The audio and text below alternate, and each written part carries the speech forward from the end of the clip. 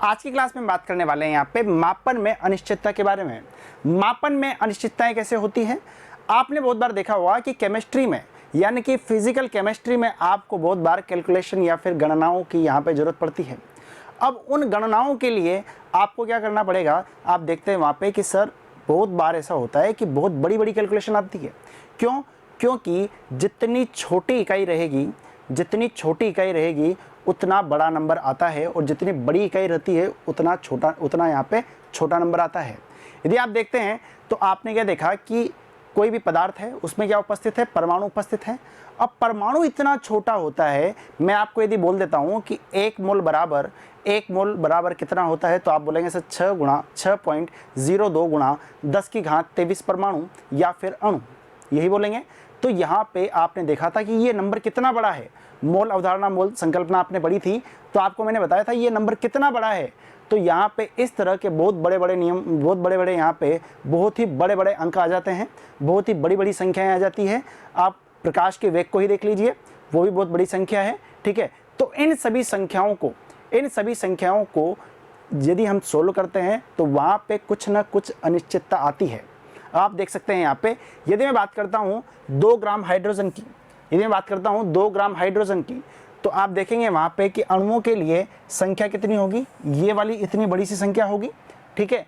और यदि मैं द्रव्यमान की बात करूँगा तो द्रव्यमान में ये छोटी सी संख्या यहाँ पे होगी। यानी कि हाइड्रोजन के अणुओं की बात की जाए तो इतनी बड़ी संख्या है, और यदि मैं यहाँ पे बात करता हूँ हाइड्रोजन के द्रव्यमान की, तो यहाँ पे इतनी छोटी संख्या मुझे मिल रही है। यदि आप काउंट भी करने लगेंगे तो यहाँ पे आपको पता चलेगा सर पॉइंट के बाद में, दशमलव के बाद में कितने जीरो लगाए हैं?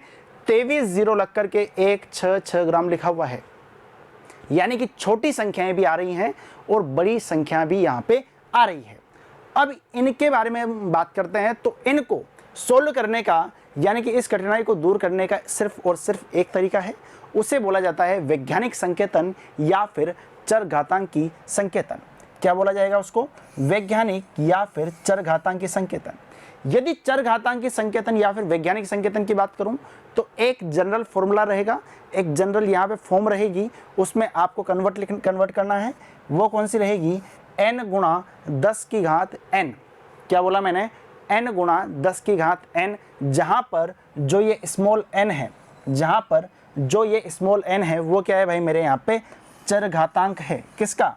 ये किसका चरघातांक है? यानी यहाँ पे 10 का चरघातांक है। यानी कि n की वैल्यू क्या होगी यहाँ पे? n की वैल्यू क्या होगी यहाँ पे? 10 का चरघातांक। 1 भी हो सकती है, 2 भी हो सकती है, 3 भी हो सकती है, कितनी भी यहाँ पे वैल्यू हो सकती है, ठीक है। क्योंकि नंबर बड़े बड़े आने वाले हैं, तो इस चीज़ को देखो। और यदि हम बात करते हैं यहाँ पे कैपिटल N की, कैपिटल N कौन सा है भाई? यहाँ पे कैपिटल N ये वाला है। अब इसकी वैल्यू कहाँ से कहाँ तक हो सकती है? तो आप देखिएगा इसकी वैल्यू 1.00 से लेकर के 9.999 या फिर आगे तक भी जाता जा रहा है, ठीक है। ये नंबर कहाँ तक जा रहा है? आगे तक जा रहा है, वहाँ तक इसकी वैल्यू होगी, यानी इससे ज़्यादा इसकी वैल्यू नहीं होगी। यानी कि इन दोनों वैल्यू के बीच में ये फ्लक्चुएट करेगा। अच्छा जी, हम बात करते हैं यहाँ पे, जैसे कि मान लीजिए आपके सामने कुछ लिखा हुआ है यहाँ पे 232.508 आपके सामने लिखा हुआ है। कितना लिखा हुआ है? 232.508। अब आप एक बात देखते हैं यहाँ पे कि सर यदि इसको लिखा जाए यहाँ पे किस तरीके से? चरघातांक के तरीके से। तो आपकी फॉर्म क्या बननी चाहिए? तो आप बोलेंगे सर n गुणा 10 की घात कितनी बेटा? n। तो आप देख पा रहे हैं कि सर n गुणा 10 की घात n, तो यहाँ पे कैपिटल N की वैल्यू कितनी थी? 1 से लेके 9.99 करके कुछ थी। तो आपको यदि इसके बीच में ये संख्या लिखनी है n, तो ये कितनी लिख सकते हैं यहाँ पे? तो आप देख पा रहे हैं कि सर दशमलव को यदि मैं इधर यहाँ पे शिफ्ट करता हूँ, क्या बोला मैंने यहाँ पे? दशमलव को यदि मैं इस वाली साइड को क्या बोला जाता है यहाँ पे? बाएं पक्ष में, यानी कि LHS साइड पे यदि लेकर के आ रहा हूँ तो वहाँ पे क्या होगा? 10 की पावर उतनी ही बढ़ती जाएगी। यदि मैं 1 दशमलव इधर करता हूँ तो कितना बढ़ेगा वहाँ पे? 10 की घात 1 से गुणा हो जाएगा। यदि यहाँ पे 2 मैंने पॉइंट इधर सरका दिया तो वो क्या हो जाएगा? यहाँ पे 10 की घात 2 से गुणा हो जाएगा। तो आप देख पा रहे हैं इसी नंबर को मैं दूसरे तरीके से कैसे लिख सकता हूँ? यहाँ पे 2.32508 गुणा 10 की घात 2 इसे लिखा जा सकता है।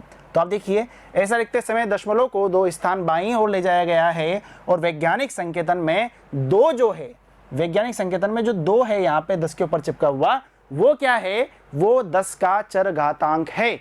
क्या है भाई मेरे यहाँ पे? 2 जो है वो 10 का चरघातांक है। यदि अगले एग्जाम्पल को हम देखते हैं यहाँ पे, तो आप देखिएगा कि 0.00016 को क्या लिखा जा सकता है।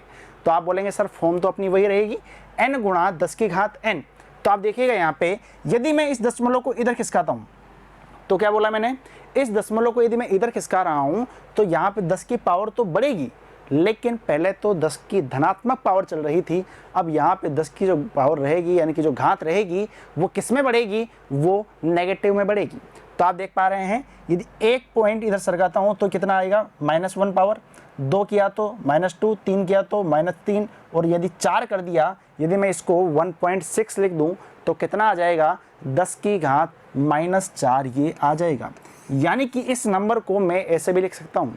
तो आप देख पा रहे हैं, यदि मैंने इसको दाईं ओर लेके गया हूँ तो इसको क्या कर सकते हैं हम यहाँ पे 10 की घात -4 लिख सकते हैं, जहाँ पे -4 जो है वो क्या है, 10 का चरघातांक है।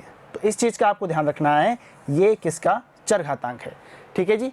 तो ये सब चीज़ क्या थी यहाँ पे कि जो भी बड़े बड़े नंबर आ रहे हैं उनको हम वैज्ञानिक संकेतन में कैसे लिखें, यानी कि उनको वैज्ञानिक तरीके से, वैज्ञानिक पद्धति में किस प्रकार से लिखा जा सकता है। अब यदि मैं यहाँ पे इन संख्याओं को मान लीजिए कोई संख्या मेरे पास में है, यदि ये वाली संख्या है 1.6 गुणा 10 की घात -4, और इसमें मुझे प्लस करना है कौन सी, ये वाली संख्या मुझे प्लस करनी है 2.3 इंटू 10 की घात 2। तो ये किस तरह से करूँगा मैं, हो सकता है इन्हें घटाने के लिए बोल दिया जाए, हो सकता है इन्हें जोड़ करने के लिए, या फिर गुणा करने के लिए, या फिर भाग देने के लिए बोल दिया जाए, कुछ भी बोल सकता है। तो ये सब जानेंगे हम अगली वीडियो में। तब तक के लिए जुड़े रहिए मिशन ज्ञान के साथ में। धन्यवाद।